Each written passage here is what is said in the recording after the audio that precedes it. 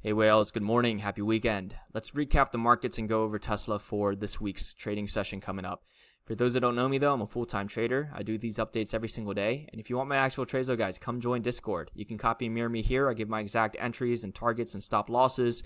So if you need help in figuring out when to get into companies like Nvidia, Tesla, Meta, right? Come join. You're going to make a lot of money with us. So we will see you here. All right, so with that said, in terms of Tesla, what I'm seeing, again, on the larger time frames, this was a wave 1. We have an A in blue, B, and then a C with a flat, right? So the charts are calling for Tesla to have one more low, okay? Now, however, I wouldn't be surprised as well if we do get good earnings that this is also the bottom, okay? And overall, if you just look at the structure, guys, whether or not it's right now that the bottom is in or if we have another marginal low, in my opinion, you shouldn't be sellers at this point. You should be continuously accumulating and buying, right? We are at the lows. We are getting ready for at least a larger relief rally, not only across the S&P 500, but across Tesla and other markets, right? So if I take sort of the swing highs down to the swing lows, the main targets is for Tesla to at least reach 320, and there's a magnet here on the algos here at 384. So off these lows, whether or not you buy right now, that's a 58% gain. If it goes marginally lower, that's a 100% gain.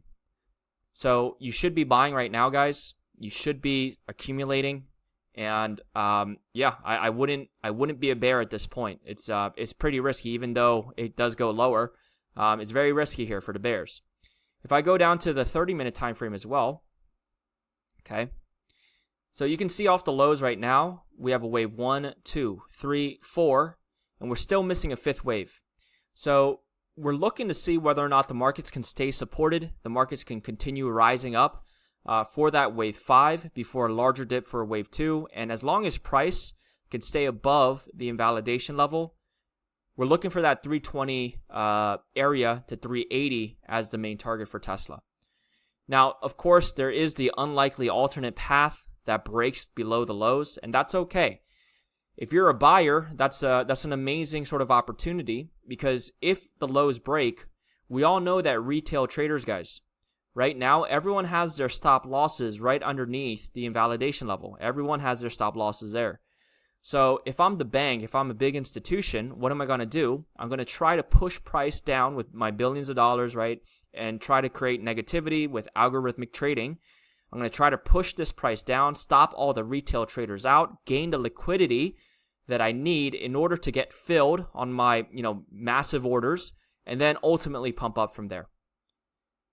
But either or, the targets are going to still be the same. It's around 320 to 380. So if price does break, don't be scared. You should be buying more, in my opinion, right? This is where the liquidity pool is. This is where everyone's stop losses, the average Joes, they have all their stop losses here. So what should you do? You should think like a bank. You should buy where other people's stop losses are. So that's what I'm going to be doing as well. All right. So until then, guys, right, our Discord group, we bought here, right, at 230. We took profits at the wave 3 high. We also bought here at 240. We took profits at the X wave high. So again, if you need help in figuring out when to get into companies like Tesla, I trade these every single day, guys. Come join. You're going to make a lot of money with us. So we will see you guys there. And yeah, have a great rest of your Sunday.